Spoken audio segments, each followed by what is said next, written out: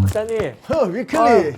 아이고 위클리. 뭐 이렇게 많이 묻었네. 아니 뭐 오늘 어디 다녀왔습니까? 아니 나무 공방에 갔다 왔더니 여기저기 톱밥이 묻어 있네요. 나무 공방. 예. 뭐 의자 만들고 하는 거. 맞아요. 어이구. 빌리랑 홀리랑 같이 테이블이랑 의자 만들려고 갔었거든요. 이야 정말 멋진 아빠네요 우리 위클리는. 빌리가 말을 정말 안 들어요. 이거 만지지 마라, 뛰지 마라. 아마 우리가 어렸을 때도 그렇게 다 부모님 말씀 잘 안 듣고 부모님 속썩이면서 커왔겠죠.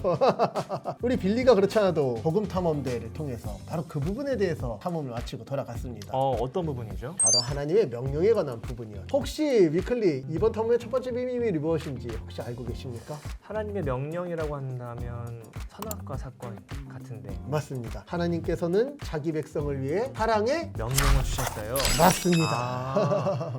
그러니까 하나님의 명령은 사랑의 명령이었다. 하나님의 백성이 복을 누리게 하기 명령이었기 때문이다. 이런 내용이었죠. 선악과를 먹지 말라 하신 그 명령이 사랑의 명령이었다라는 내용이었던 거죠. 맞습니다. 근데 그게 약간 좀 오해들이 있잖아요. 그렇죠. 선악과에 대해. 네, 선악과에 예. 대해서 하나님이 만들지 않았으면 됐을 텐데 아니면 이걸 아예 못 먹게 했으면 됐을 텐데 왜 하필 요거를 이렇게 딱 중앙에 두셔서 먹지 말라라는 그런 명령을 주셨는지. 그렇죠. 먹지 말라고 하면 더 먹고 네, 싶고. 맞아요. 괜히 한 번 더 보고 싶고 왜 그 명령을 주셨는지 이런 좀 약간 예. 안타까운 마음들이 있잖아요. 예. 많은 사람들이 그렇게 오해합니다. 하나님께서 선악과를 만들지 않았다면 그럼요. 그 누구도 범죄하지 않았을 텐데 그렇죠. 굳이 선악과를 만드셔서 그러니까. 사람들이 죄를 짓게 하였는가. 이제 그렇게 접근하는 것 자체가 우리가 타락했다는 증거이기도 합니다. 아하. 왜냐하면 하나님의 선악과에 대해서 타락한 우리가 볼 때는 너무나도 유혹이 될 만한 거리를 만들어 놓은 하나님께 우리는 이 잘못의 원인을 돌리곤 하죠. 근데 타락전 상태인 아담에게 선악과를 바라봤을 때 과연 그런 생각으로 접근했을까를 한번 생각해 볼 필요는 있습니다. 그렇다면 하나님께서는 이 명령을 왜 주신 거죠? 그것은 이 명령을 주시면서 하신 하나님의 말씀에서 찾아볼 수 있는데요. 하나님께서는 우리가 지난 탐험을 통해서 살펴본 것처럼 이 세상을 지으시고 마지막에 사람을 창조하신 이후에 이 안식을 영원토록 누리는 하나님 나라를 창조하셨습니다. 그런데 하나님께서 어떤 나라를 만드시고 그 나라를 다스리신다고 얘기할 것 같으면 하나님께서는 그 나라를 다스리시는 법이 있겠죠. 딱 한 가지 법이 있었는데요. 그 법이 무엇일까요? 이 나무를 먹으면 반드시 죽는다는 거 아닌가요? 맞습니다. 하나님께서 동산 중앙에 선악을 알게 하는 나무의 열매를 먹지 말아라. 먹으면 반드시 죽는다. 예. 그래서 하나님의 그 명령을 곡해하지 않고 그대로 들으면 이것을 먹으면 죽으니까 죽지 말아라 말씀하신 거고요. 근데 그 나무만 있지 않았다는 데서 아주 중요한 의미가 있습니다. 동산 중앙에는 선악을 알게 하는 나무만 있지 않고요. 하나의 나무가 더 있었습니다. 혹시 알고 계십니까? 생명나무. 정답입니다. 그런데 하나님께서 이 생명나무에 대해서는 먹어라 말아라 말씀하시지 않으셨고 오히려 동산에 있는 모든 나무의 열매는 네가 마음껏 자유롭게 얼마든지 먹을 수 있다. 하지만 하나의 나무의 열매는 먹지 말아라. 먹으면 반드시 죽는다라고. 맞습니다. 그러니 실제로 이 나무는 죽은 나무가 있는 것이고요. 하나님의 말씀이야. 그 옆에는 생명나무가 있는데 하나님께서 생명나무를 금하신 적이 없고 죽은 나무를 금하셨으니 하나님의 명령은 죽지 말라는 명령이 될 수 있겠죠. 박사님 말씀을 듣고 보니까 아까 있었던 일이 좀 생각나는데 빌리한테 저기 있는 거 만지지 말아라. 저기 못이 많고 좀 위험한 게 많으니까 다칠까봐. 그럼요. 거기 가지 말고 만지지 말아라 라고 했던 것과 너무 유사한 것 같은데요. 네, 맞습니다. 하나님께서는 모든 것이 무한한 자유로 누려지는 아름다운 하나님 나라를 만드셨지만 하나님의 말씀을 듣지 않고 하나님의 다스림을 거부할 때 죽음이 있다는 것을 이 두 나무를 통해서 너무 잘 알려주셨죠. 빌리가 반드시 이번 모험을 통해서 요걸 알았으면 좋겠네요. 아빠가 한 얘기가 사랑의 명령이다라는 걸요. 예, 맞습니다. 너무 잘 말씀해 주셨는데 하나님의 명령은 그렇게 사랑의 명령이고요. 그 명령 자체가 우리에게 유혹이 되거나 시험이 되는 명령이라고 보기에는 어려울 것 같습니다.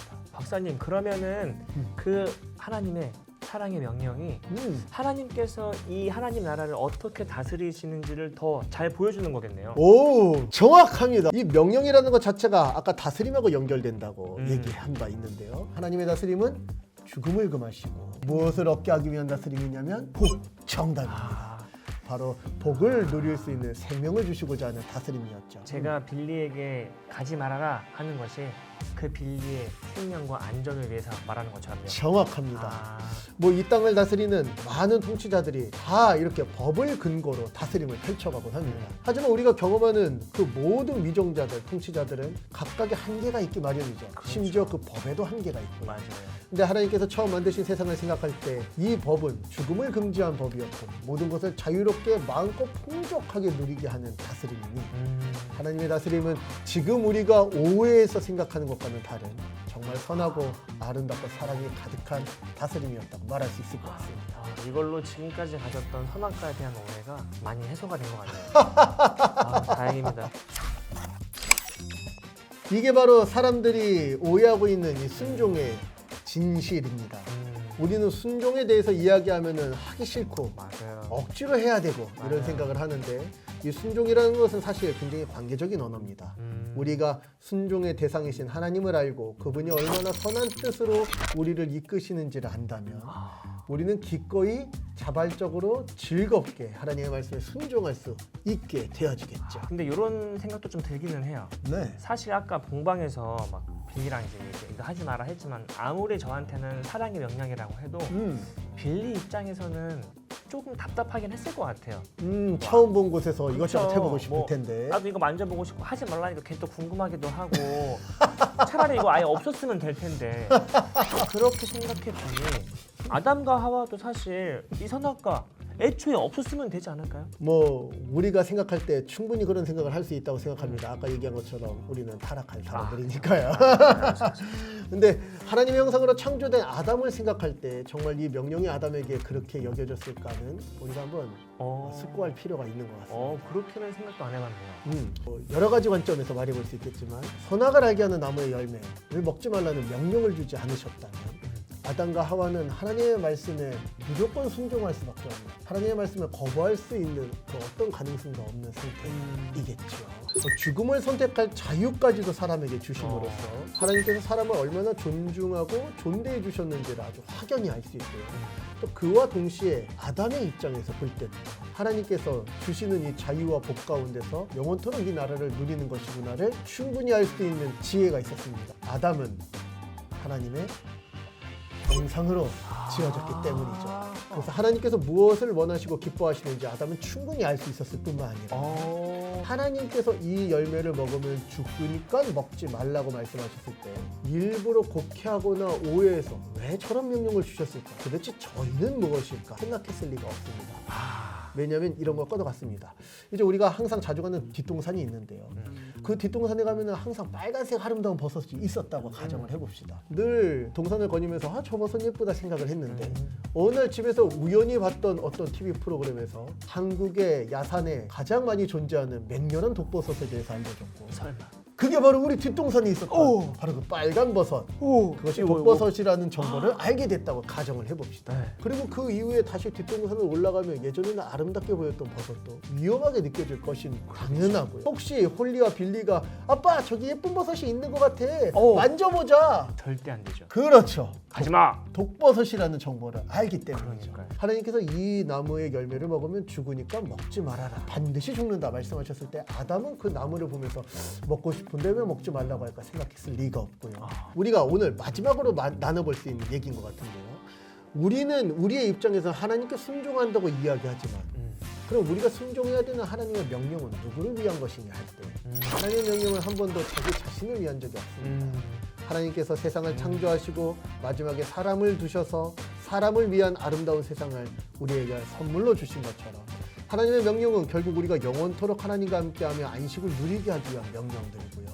그래서 이 함께 이 성경의 말씀들을 살펴보면서 우리를 향해서 모든 것들을 내어주시는 다스림을 펼치시는 하나님에 대해서 알아갈 때 그래서 우리는 가정에서 일상에서 교회에서 우리의 모든 시간을 하나님의 그 선하신 인도 가운데 기꺼이 순종하며 살아갈 수 있게 되는 것이겠죠. 빌리가 이번 탐험을 통해서 꼭 이거를 알아갔으면 좋겠네요. 예, 우리 빌리가 그렇지 않아도 아주 굳은 결심을 한 것처럼 돌아가긴 했습니다. 그럼 우리도 한번 우리 하나님 앞에 우리의 날들을 기대하면서 좋습니다. 함께 외쳐볼까요? 네, 임마누엘!